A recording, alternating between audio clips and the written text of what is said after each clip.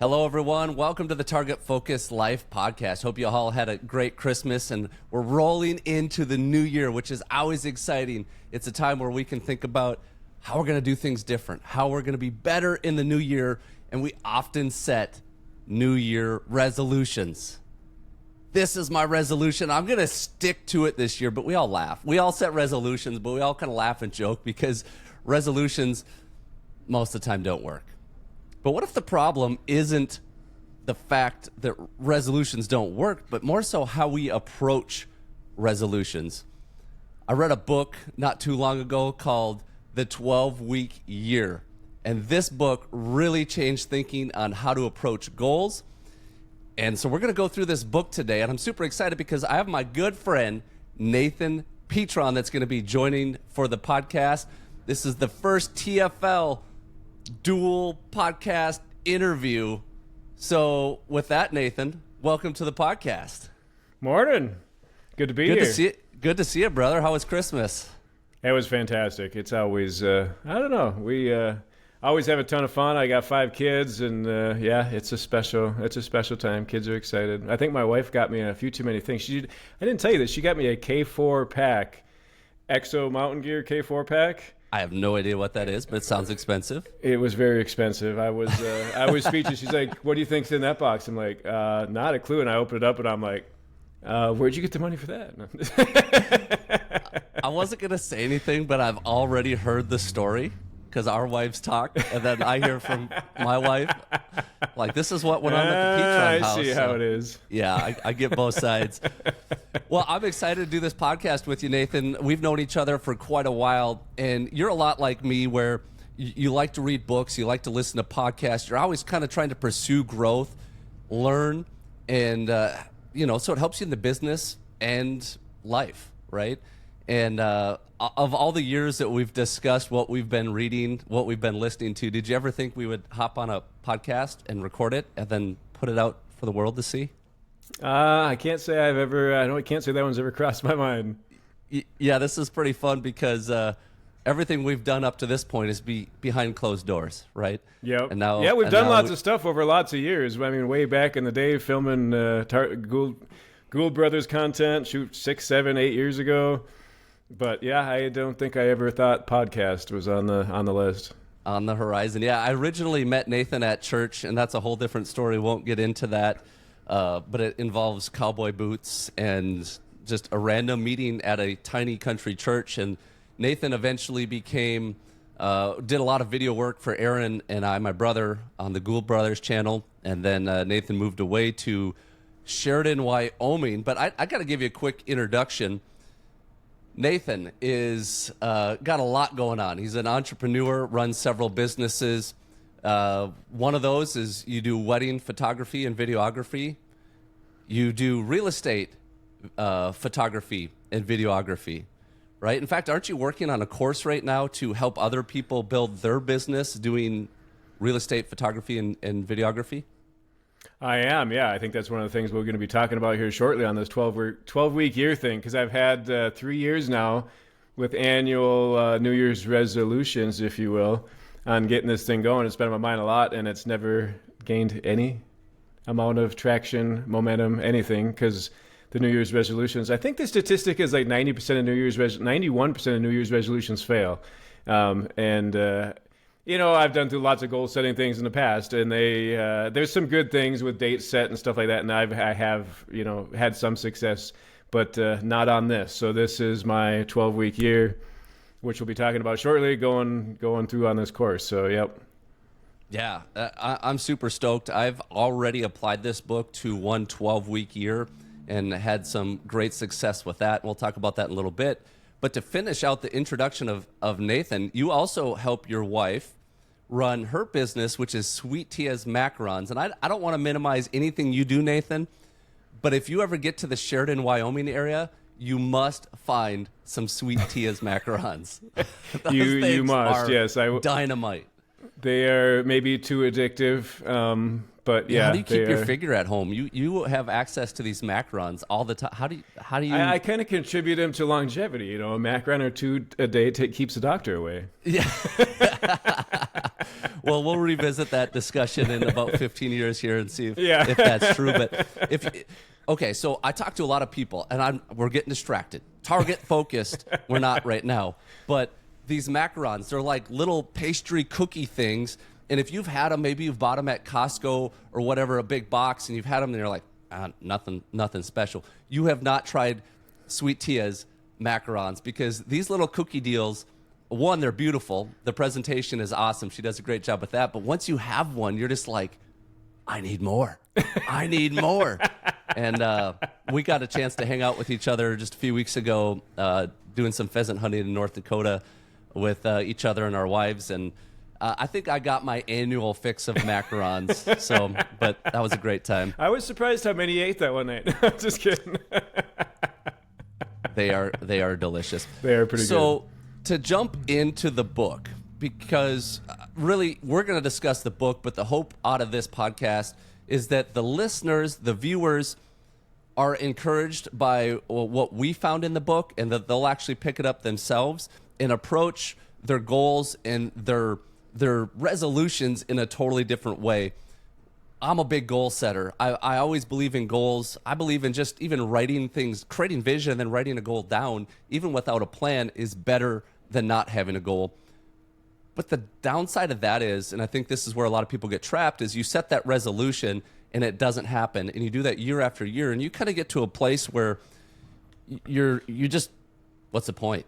It doesn't matter, right? Yep. I just, this is my life. And that's not living a target-focused life. A target-focused life is trying to always improve, always be better, live an intentional life. And this book blew me away. It's definitely, in the last number of years, one of the top books I've read. So with that, Nathan, what were some of the concepts, some of the things that stood out to you in this book? Yeah, I think, well, like you said, we've set so many New Year's resolutions. It's been part of our culture. I'm in my 40s now, and I've heard about it my whole life. New Year's resolutions. What's your New Year's resolutions this year? And then, but then every year, and it seems like more and more, there's always a talk of people saying how New Year's resolutions fail, but at the same time, it's always this new year and all this stuff out there. This is going to be the best year yet, type of thing. And then I think we beat ourselves up a little bit, sometimes year-end review, we can beat ourselves up because we look at last year, and maybe we didn't accomplish any of our New Year's resolutions or any of our goals.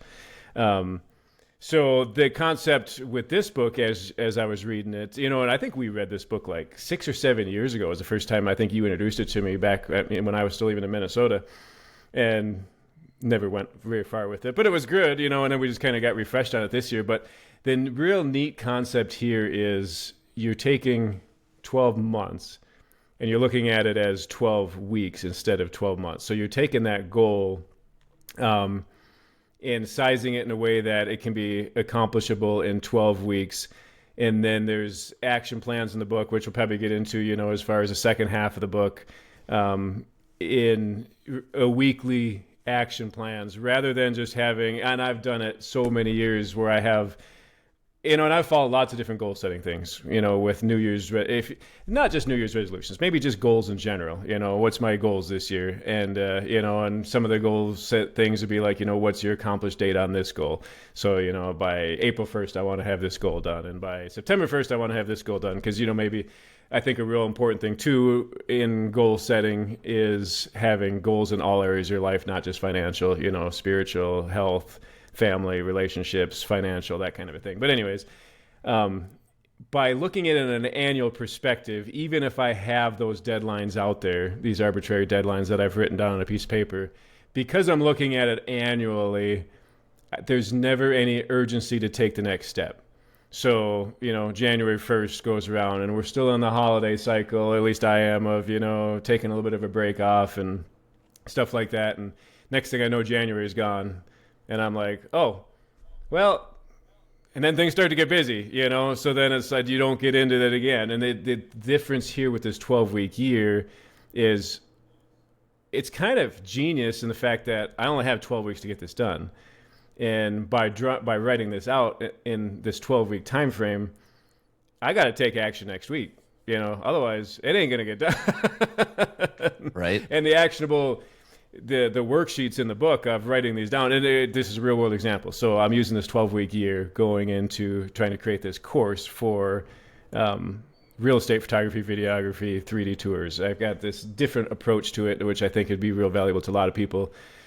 So thinking through this 12-week year thing, January 1st, that brings me to roughly April 1st, the end of March. And when I'm looking at it on an annual perspective, I think that, oh, yeah, got lots of time. Let's get that done. Well, when I actually take it and write it down in this 12-week year, I have to film so many modules inside this course, if you will. And I had thought over even the last month of December, I thought, yeah, if I can film one a week, that'll be pretty good progress, and April 1st is a good launch date.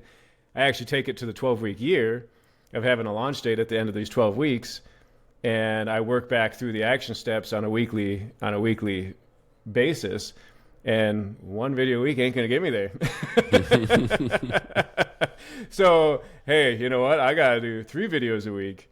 And so it really helped me look at it again in this perspective of 12 weeks, because I've always had, I could get done in 3 months. I get done in 3 months until you actually write it out, which this book will help you do on this weekly action step basis. That's what was real genius and real eye opener for me is, hey, and then it keeps you accountable every week. You're going to do a scorecard every week.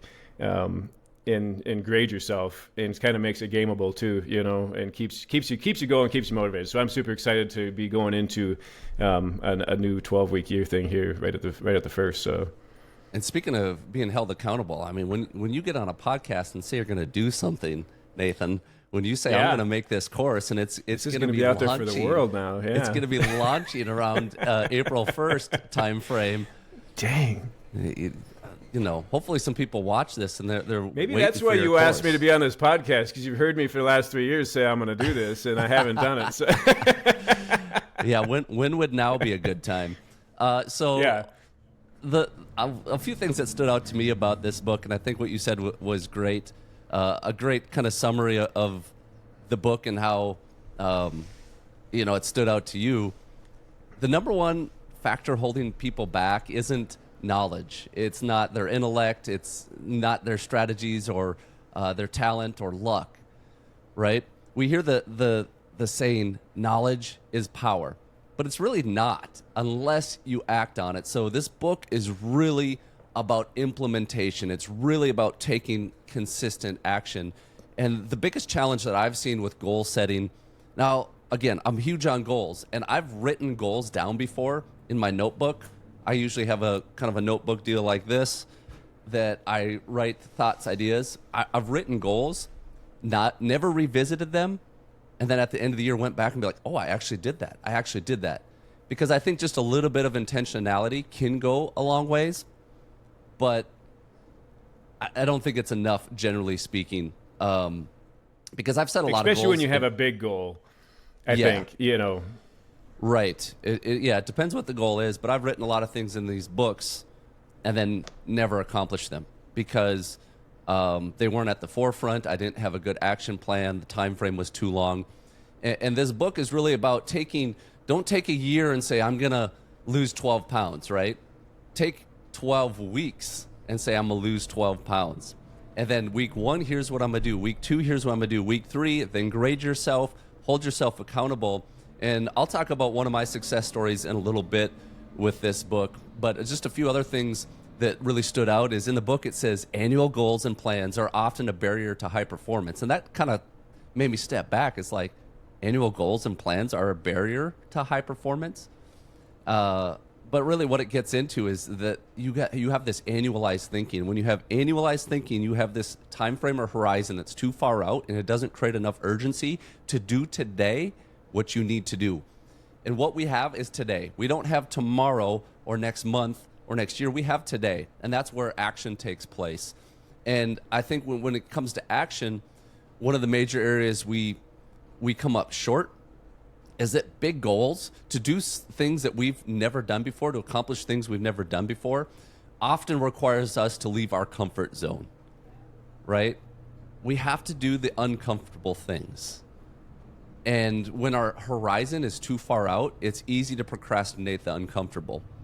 But when we look at our weekly plan and it says, I'm going to make these 3 calls, right? Let's say we're trying to grow our business and you got to make some big calls, big connections, but it makes you uncomfortable because you could be rejected because, it could go wrong, whatever. But when it's in that weekly plan, you're just kind of like, well, if I don't do it now, then another week's gone. And I only got 12 weeks. So not a complicated concept in this book of the 12-week year, but when you read through it, you're just like, that makes so much sense. That makes sense on why, I've struggled with reaching these goals in the past. And if I would just do these simple things, like I would accomplish much more in 12 weeks than I often do in a year. Not only that, but you've got 4 12-week years in an actual calendar year. So even if you look at it that way, it's like, hey, I've got a New Year's at the end of the 12 weeks. So even if that, if it didn't work out quite the way you wanted to, let's review it and get excited about another set of 12 weeks coming up, because it's so easy to we're so annual thinking in our culture and just the way what we do, business, whatever, that even if we did accomplish something on our goal sheet for the year, New Year's resolution, or we didn't and got frustrated. Either we didn't, we got frustrated and we let it go and we don't even think about it till the next December, January, or we did accomplish it and we don't think about anything else because we accomplished that. Well, either way, here we've got 4 of these cycles in the course of a year. So, hey, we accomplished it. Now let's see what else we can accomplish this year. I mean, let's get 4 times the amount done in a year, or maybe we didn't accomplish the 12-week, our goal in our 12-week year, but hey, let's get excited about it at the end of March and let's do it again, rather than waiting till next year. Well, a couple concepts to point out with that I think are genius is when you narrow it down to 12-week year, one, it increases your focus, right? You get more focused on a shorter period of time.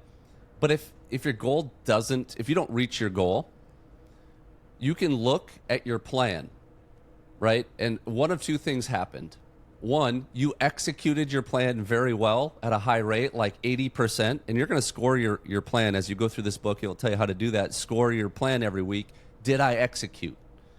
And if you executed and you didn't reach your goal, you had a plan that wasn't good enough to reach your goal, right? But if you look at your plan and you're like, I executed at about 25%, the problem wasn't the plan, it was your execution or lack thereof. And so I like that. So it gets you to reevaluate things on a more consistent basis.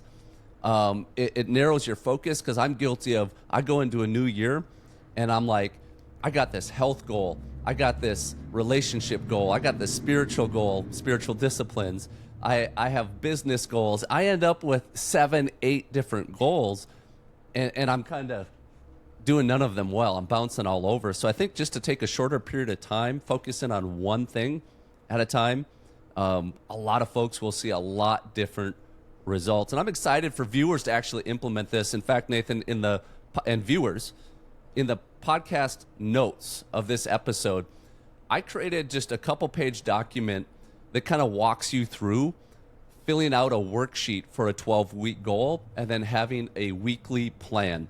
And then you can also score that weekly plan. So in the notes, you can download that. It's free. And I would love to hear from viewers, listeners, on what they are going to accomplish in their 12 weeks. And then after the fact, I'd love to hear some stories. I think it'd be super cool to have a viewer listener on here in 12, 13 weeks saying, hey, I did the 12-week year and here's what I did. And this is what I learned out of it. What other concepts stand out to you out of this book? Yeah, well, in going back to just that too, you'd mentioned maybe at the end of the 12 weeks, maybe you found you only had 25%, so you got to look at things differently. But maybe it's, I know we talked about this pre-show too, but maybe it's at that point you got to look at and reflect back and go, if you didn't accomplish that, what were the reasons? You got to have a big enough why in order to accomplish any big goal. And that brings back to some of his earlier podcasts on vision. Maybe you need to go back and listen to his first couple podcasts, on vision, stuff like that, before you even go and write one of these 12 goals. You got to have a big enough why in order to accomplish any of these things too. So just wanted to throw that out there. But yeah, I have that in my notes because that was, as I'm reading through this book, I like the concepts, but there were so many things that really affirmed what I already thought. Like the note here I have says, the critical first step is creating and maintaining a compelling vision. And that's the first pillar of target focused life, is creating that vision, having that strong vision in your mind's eye of the future. And that helps connect, like you said, Nathan, to your why. Why do I want to do this? Why do I want to lose 12 pounds? It can't just be to lose 12 pounds. There has to be a strong enough why. And maybe your why is because my body's a temple of God, and I want to be full of energy so I can live at a high level, serve other people, and like you create that vision that it's more than losing 12 pounds. It's so much more than that. So thanks for bringing absolutely. that up. And I think with the strong why, like you mentioned, that compelling vision, that allows us to take uncomfortable actions. We want to live in comfortable so often. I'm guilty too. But to do hard things, and if your goals are worthwhile, there should be some hard elements to them. It shouldn't be easy, right? Because if it's easy, you're not maximizing your potential in whatever it is you're doing. Yep. That strong why, that compelling vision helps us do things that are uncomfortable. Yeah. So it's back to your second question there as far as other concepts. The biggest takeaway, and we already touched on that for me, I think, was the action items. Is just the weekly scorecard, I think, was big for me. And I follow a lot of success things too, whatever, but we're so easily distracted, especially in today with electronics and social media and phones and phone calls and texts and emails. And as a solopreneur, it's so easy to just get distracted. One, just from the regular distractions, but then it's also so easy to just work in your business and not on your business. The guy I follow, Darren Hardy, he talks about the monkey brain, and we're so many things distracted by our monkey brains. It's like, oh, what's that? Oh, what's that over there? Oh, my phone dinged. Oh, this person likes me. This person doesn't like me. So I really, really, really like the scorecard concept in the weekly tracking. Without that, it still just becomes another time frame. 12 weeks, same thing as a year to get things done. Without, you can't go into it thinking, hey, we're going to just take our 1 year and bring it down to 12 weeks and do a 12-week year, and that's just our time frame. I think you got to take it into, and you might go into this examples with your first 12-week thing, but your weekly action items, and that scorecard, I think was the biggest takeaway for me in the book. Because the concept's great. You read the first half of the book, and you'll get super excited about the concept. It's so simple, but yet so eye-opening at the same time. What really is the second half of the book, the actionable is what really is like, okay, it's more than just a cool idea. It's like, this is how we can actually implement it and get things done with that weekly scorecard and tracking. Yeah, I think so many of us have the inherent a feeling and belief, especially this time of year, like, I'm capable of more. I'm capable of a higher level of living than I'm at now. But I think we don't want to jump into it because we don't have the toolkit, or we've failed too many times in the past, and we want to protect ourselves from failure. And this book does a phenomenal job. But you helped set up a great segue there, Nathan, about coming up short and kind of the trappings of being an entrepreneur, which both of us run our own businesses. And so I'll kick things off with how I've come up short in the past, setting annual goals, some of the things I've struggled with, and then that will segue into how we're applying this book, how I've applied it, how you're working on applying it, and then who this is really for. So how have I come up short? Time for Steve to be vulnerable. Okay. I love new ideas. I love creating ideas. I love to live in a world of possibilities. Yes and yes. And I get so much energy from that. But I can look back now through my adult life and realize that I start creating bridges, right? I have an idea. I'm going to put energy into it. It's going to start going out and creating a bridge, but then I don't finish that bridge. And I jump to the next new idea and the next new idea and the next new idea without ever finishing. And I guess that would be a prime example of losing your target focus, right? Starting off with a vision and then going a direction, but not finishing, not executing consistently to finish. That's been a major trapping of mine. And I think it comes down to a lack of consistent action. And this book, by concentrating it down to a 12-week period, has helped me. And the way I've been successful with that is this podcast, in fact. Nathan, I don't know how many years ago I started bringing up podcast. I'd like to do a podcast. I'd like to do a podcast. And I would say part of it was discernment. Reason I didn't, because I had enough on my plate. The timing wasn't right. I didn't want to just add more to my plate without taking something off, because something always sacrifices, and often that's family. That's my kids. And so I would like to say I was intentional, but to be honest, there was also a fear. I've never done a podcast. I make videos about shooting guns, and now I'm going to get out here and speak about life.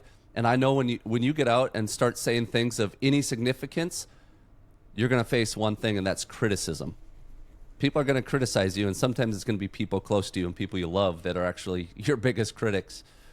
And I would say that kept me from doing the podcast. And it was actually it was this summer, wasn't it? That we were visiting on your porch in Wyoming. And I just brought up the idea, and you're like, yeah, I definitely think you need to do it. You just need to do it. And so I set a 12-week goal. I made my 12-week plan. And I know I got behind on my plan. I started looking at it going, I'm a week behind. Holy crap. Like, I was supposed to do X, Y, Z last week, and I didn't. Now I need to make up for it. In 1 week, it created that urgency. Because I told you I was going to do it. I had accountability to, not that you're going to punish me if I don't, but I told you I was going to do it. And I want to be a man of my word.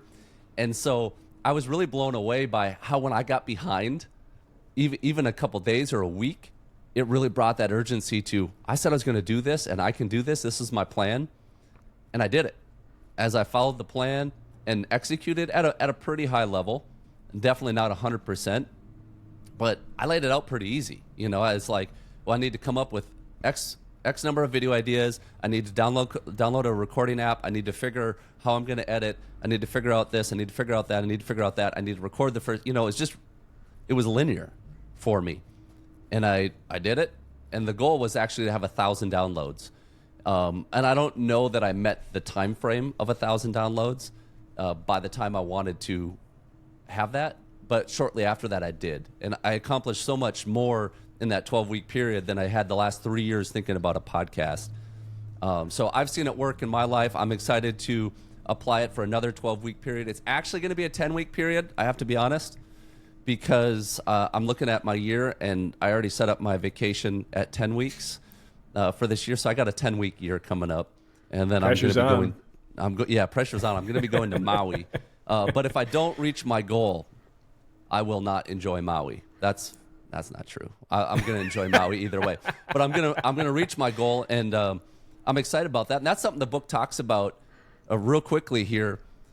You get done with your 12-week year, take a week to refresh, take a week to go on vacation or a few days, set your new 12-week year, and then go into it. I think that's a cool concept as well, because I like vacations. I like travel, and I don't do it often throughout the year. But back to you, Nathan. How have you come up short? Like, after reading this book and you evaluate your past, how have you come up short by not applying some of these principles? And then how do you plan to apply it in your life?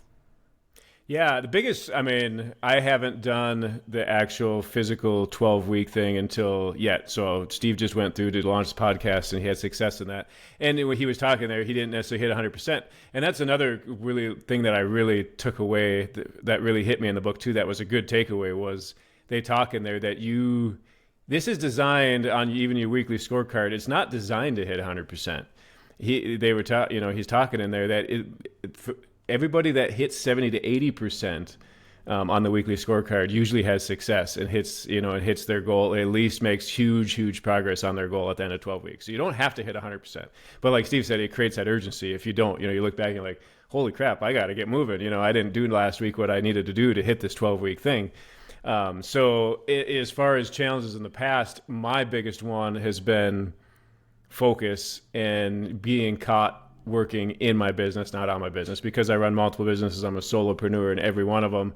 It's so easy when the busy times to just get caught in the business, and then I don't work on my business. When we're talking about business goals here, because that's my big 12-week one coming up here, is to design and launch this course over the course of 12 weeks.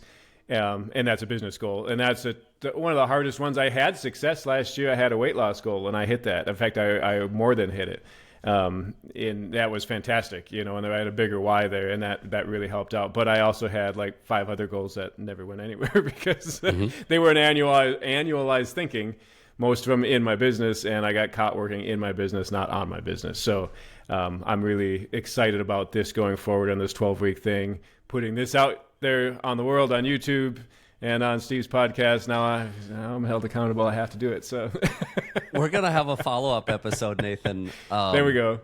After the 12 weeks, and we're going to have you check in and tell us how you created success through it. I think that'd be good too. Maybe you and a few viewers, listeners, that can report back on how their 12-week year went. And I think that's an encouragement to others, because when you hear, part of the reason, Nathan, I'm going to speak for myself, but I'm guessing you as well. One of the reasons we like to read the books and listen to the podcast is because we hear about people that have done things well, and it's encouraging to us, right? Mm-hmm. When you learn that this person applied these principles and did these things, that inherent belief inside of us that we're capable of more, we're capable of a higher standard of living than we're living now, that's encouraging. And that's what I want people to get out of this podcast and out of this book. Again, the link is in the description. I will highly encourage everyone, really, to go out and get this book. And that was one of the next questions I had, is who is this book for? And my opinion would be it's for everyone. Would you agree? Everybody that's got anybody that wants to make 2024 the best year ever. How about that? So, and it doesn't have to be, you can be working a 9 to 5 and love your job. So maybe it doesn't relate to you on a business side necessarily, but there's more than just business side. I mean, there's really 5 areas to focus on in life. There's, your business, if you're a business owner, there's financial, there's personal relationships, there's spiritual, and then there's physical health. And that relates to everybody. There's nobody that doesn't fall in and can focus on at least 4 or 5 of those. And even business-wise, there's things you could do business-wise. But maybe, like I said, maybe you absolutely love where you're at, working a 9 to 5, whatever that is, and that's not your highest priority. But maybe it's health, maybe you're fairly good health, but maybe you can eat better, maybe it's relationship. It's hard to have balance across all those. So I guarantee you there's some that need to be worked on. And this can apply on all those because it's so easy, even on the health thing. I mean, that's actually the most famous one, probably. New Year's resolutions is health. I could almost guarantee it. I don't know the statistic, but I bet you it is. And this was great for that. Let's lose 12 pounds over 12 weeks. So what are the action steps? Daily, weekly, drink more water maybe is one of them. Exercise so many times a week. Those are real easy things to write down on this 12-week year. To hit that goal. So I think it's relevant to everybody. Yeah, in the 12-week goal planning worksheet that you can access through the link in the show notes here, I actually put those different segments of life because I think that's so important. We're integrated beings. So if you focus 100% on business, you might drive success in your business, but then you realize your relationships are floundering. Your relationship with your wife, your kids, your friends, whatever it is.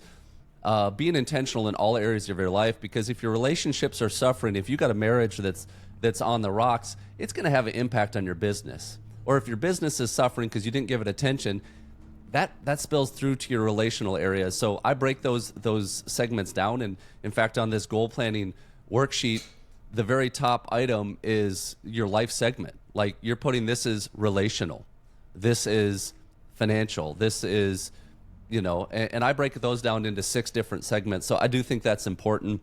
They're all related. And I just put that this book is for anyone that is looking to be better than yesterday, right? Just anyone that has any area of their life they want to be intentional about and be better than yesterday. And that could be a hobby. That's one of the areas of life is hobby. And so for me, I'm not saying this is my 12-week goal, but something that I've really had on my mind is I would love to learn how to make stocks for shotguns.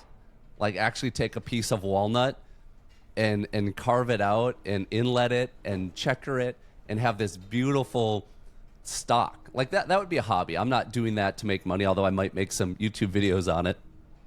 And you could have a hobby like that you're just intentional about it, because no one wants to get to the end of their life or the end of this next year or the end of this next 12 weeks and just say, I'm no better off than I was before. I didn't learn. I didn't grow. I didn't accomplish anything. And one of the biggest things we don't want to live with is regret, in my opinion. Get to the end of your life and say, man, I wish I would have. I wish I would have. I forget who says it, but there's a quote out there that says something to the extent of people regret more the things they didn't do than the things they did do. Living a life of regret because you never did it. And I think you and I are both pretty good at going out and doing things so we don't have regrets. I think we have enormous appetite to go out and learn and grow, so there's always going to be things we're not going to do, because here's another quote. I love this one. You can do anything you want, but you can't do everything, because we're limited. We're limited by time, right? But we could go on and on, Nathan. I'm sure we could talk for hours on this. Anything else you want to say as we wrap up here about this book? No, just, approach this year with new excitement. I know there's lots of craziness going on in the world. Don't get distracted. Shut off the news. And, make this a fantastic year. Grab the book or in the worksheet in the show notes. And, let's have an amazing 2024 first quarter. And then maybe we'll review after this first quarter. Yeah, I love it. I think that there was some good insight there. This book will help you focus. And something I have to do is also turn off the news. It's good to watch a little bit. I don't have a problem with that. But don't be absorbed with things you can't control, right? When our life is completely run by things we can't control, we're going to go insane, right? The world, it might be burning in certain areas. Politicians are crazy, this, that, the other. And those things might be true. But you know what? You control how you think, which controls how you feel, and then you can control your actions, which has an impact on outcomes. And that's really what we want to do going into this new year, new 12-week year. Highly recommend the book. Nathan, so much. Thank you so much for joining. And I'd love to get some feedback from folks, too, on this episode. On what do you think of this book discussion? Should we do more book discussions? I like to read a lot of books, and I'd love to share more of that. Until next time, guys, remember, whether you're in the field or in life, you're only going to hit those shots you're laser focused on. So live target focused. If you enjoyed this podcast, please rate and review. And until next time, we'll see you later.